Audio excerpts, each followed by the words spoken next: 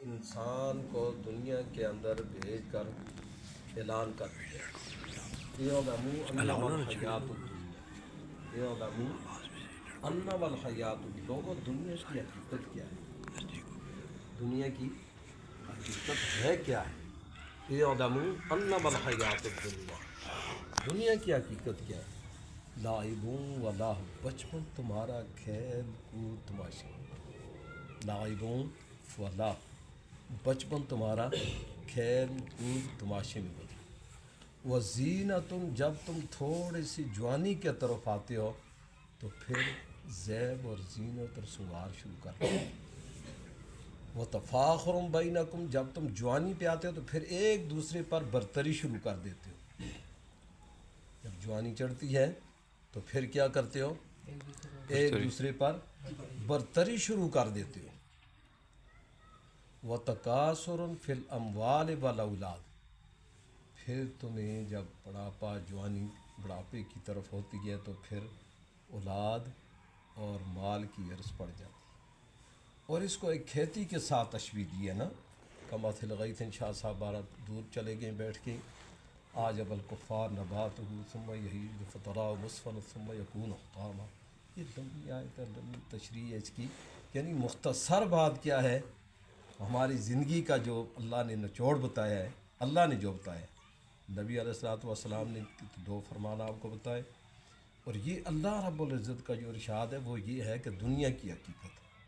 کس میں اعلموا انما الحیات لعبوں ولا کھیل کود تماشا، وزینتن بناؤ سنگار اپنا وہ جاؤ جلال شروع، وتفاخر بینکم پھر جب تم جوان ہو جاتے ہو ایک دوسرے پر برتری شروع کر دیتے ہو، ہر ایک کی یہ خواہش ہوتی ہے میں اس سے پڑھ کر آگے مال میں دولت میں ویسے بھی دنیا داری ہر چیز میں کوشش ہوتی ہے ہر ایک کی، وہ تکاثر فی الاموال والاولاد، یہ سارا پیرا خلاصہ بیٹے، مگر کامیابی کیا ہے؟ وما خلقت الجن والانس الا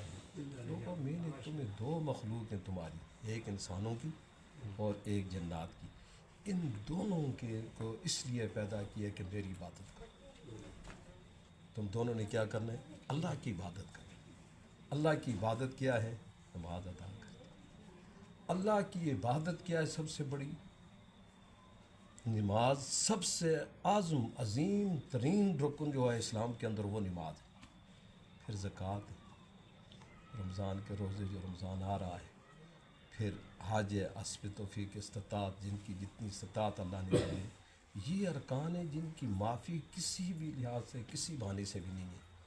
مگر اللہ رب العزت نے سب سے بڑا عظیم ترین لوگ وہ ہیں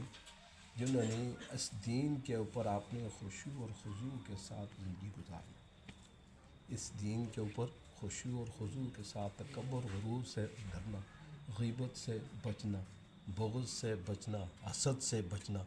یہ انسان کے اعمال ضائع کرنے والی چیزیں، حسد، بغض، کینہ، بیٹے تین چیزوں پہ ہر وقت غور کرو، حسد نہیں کرنا، غیبت نہیں کرنا، بغض نہیں رکھنا کسی کے بارے میں، مر بھی جاؤ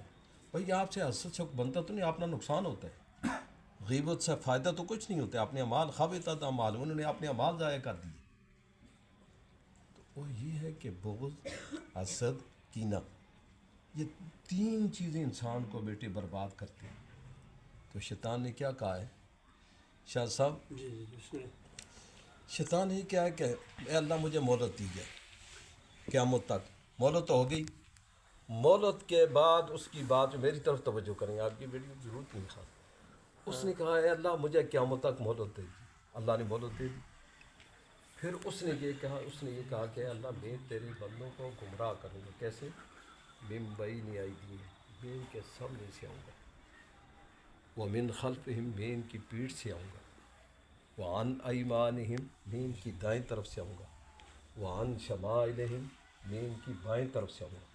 شیطان نے دیکھو نا اپنا جو جال ہے اس میں پھنسانے کے لیے انسانوں کو کیا کہا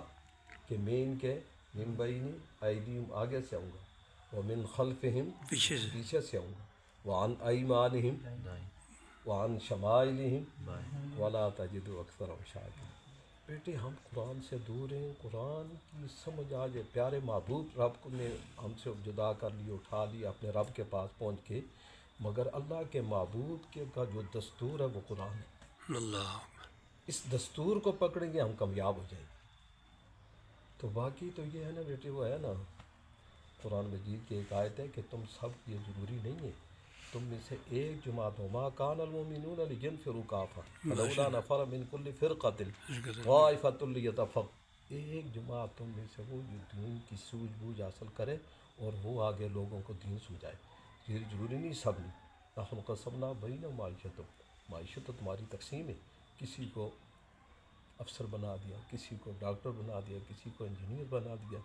یہ رب کی تقسیم ہے۔ ڈرائیور بن گئے، تاجر بن گئے، ملازم بن گئے، یہ رب کی تقسیم ہے۔ مگر تم میں ایک جماعت ایسی ہو جو اللہ کے دین کی طرف، اللہ کے پیارے محبوب کی طرف بلانے والی ہو، اللہ کے اس نظام کو اللہ کے محبوب نے تم تک پہنچایا۔ اب پیارے محبوب کی جو ڈپٹی ذمہ داری تھی وہ اس امت پر ہے، کیونکہ امت کو فضیلت اسی وجہ سے دی ہے، ورنہ ہم تو وہی انسان ہیں جو پہلے آدم علیہ السلام سے چلے آ رہے ہیں، مگر سب سے برتری امت کو، سب سے برتری امام الانبیاء کو، صلی اللہ علیہ وسلم۔ باقیوں کو نماز زمین پر ملی، پیارے محبوب کو نماز عرش اللہ پر ملی، باقیوں نے امامت زمین پر کی ہے، پیارے محبوب نے ارشد عرشوں پہ محبوب وہاں جا کر فرشتوں کی نماز کرائی۔ پھر پیارے محبوب کو کہا کہ سب پیچھے ہو جاؤ، اکیلے میرا محبوب میرے پاس آئے، اللہ کوئی بھی اور نہیں آ سکتا ہے۔ اور اللہ اور اللہ کا محبوب دونوں آپس میں کیا کہا، التحیات للہ والصلوات والطیبات۔ بیٹے ٹائم تھوڑا ہے، پھر انشاءاللہ اللہ مجھے اور آپ سب کو اس دین کو سیکھنے کی، سمجھنے کی، عمل کرنے کی، دوسروں کو عمل کرانے کی توفیق عطا فرمائے۔ آمین۔